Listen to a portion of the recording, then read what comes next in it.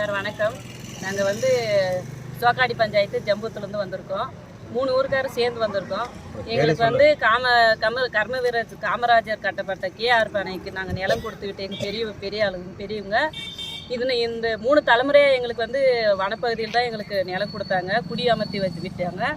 இப்போ ஒரு 65 வருஷமாக நாங்கள் எங்களுக்கு எந்த அடிப்படை வசதியும் கிடையாது.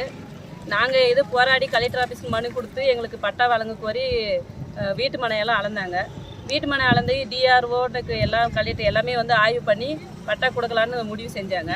இப்போ இந்த பட்டா கொடுக்குற டைமில் வேறு வன அதிகாரிங்கெல்லாம் வந்து அவர் பேர் இளங்கோ, உங்களெல்லாம் எதுவும் பட்டா வராது, இது அளந்ததே வேஸ்ட்டு, உங்களுக்கெல்லாம் எதுவுமே கிடையாது அப்படின்னு சொல்கிறாங்க. இப்போ இந்த வறட்சியில் வந்து எங்களுக்கு குடிக்கிறதுக்கு தண்ணி இல்லை, ஆடு மாடு தண்ணி இல்லை, எங்களுக்கு விவசாயத்துக்கு எதுக்குமே தண்ணி இல்லை. இப்போ போர் போடுறதுக்கு நாங்கள் வந்து பர்மிஷன் கேட்டால் கொடுக்க மாட்டேன்னு சொல்கிறாங்க. சுப்பிரமணியன்றவர் இது அவங்கள எல்லாம் இப்போ கையில் வச்சுக்கின்னு அவங்க ஒரு புரோக்கர், அவர் சுப்பிரமணியன்ற புரோக்கர் வேலை செஞ்சுட்டு எங்களுக்கு எந்த இது அடிப்படை வசதி இல்லாமல் தடுத்து அவங்களுக்கு சாதகமாக அதிகாரிங்கெல்லாம் செயல்படுறாங்க. எங்களுக்கு இது என்ன, எங்களுக்கு இன்னைக்கு எதுக்கு வந்திருக்கிறீங்க?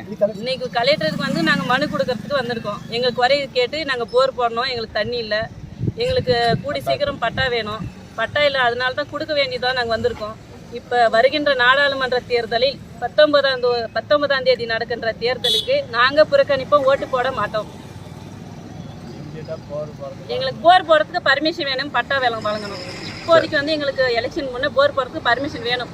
பர்மிஷன் கொடுக்க இல்லைன்னா நாங்கள் 3 ஊருக்காரரும் யாரும் ஓட்டு போட மாட்டோம்.